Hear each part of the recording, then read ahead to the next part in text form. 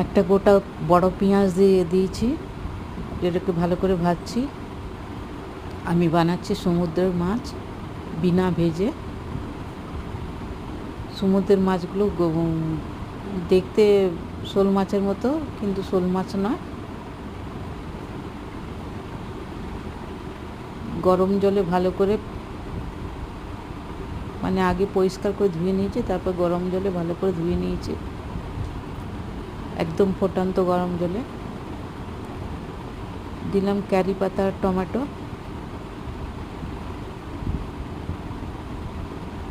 সমুদ্রের মাছ কাঁচা রান্না হচ্ছে, একটু গন্ধ বেশি থাকে, তো ওর জন্য মশলাগুলো ভালো করে কারি পাতা একটু বেশি দেওয়া হয়েছে।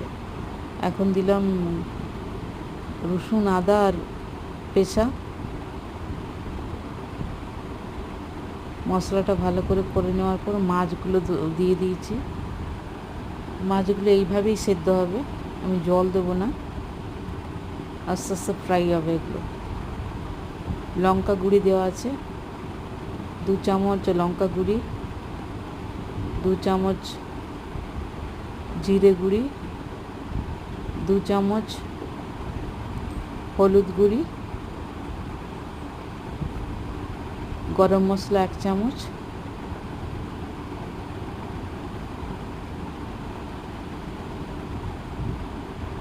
নুন স্বাদ অনুসার।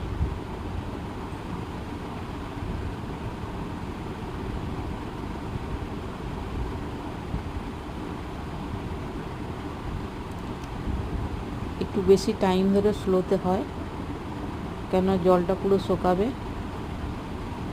দেখুন একদম চাকনার মতো মাছটা তৈরি হয়ে গেছে। এতে গরম ডাল একটু বানিয়ে যদি গরম গরম ভাতে খান, খুবই ভালো লাগবে। অনেক দিন, 2-3 দিন পর্যন্ত আপনি ফ্রিজে স্টোর করে রাখতে পারেন, ভালো লাগবে, খারাপ হবে না, খাওয়া যাবে।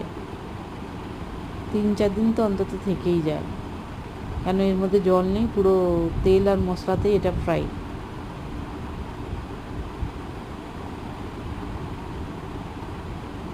ভালো যদি লাগে সাবস্ক্রাইব করুন, লাইক করুন, শেয়ার করুন, প্লিজ প্লিজ প্লিজ।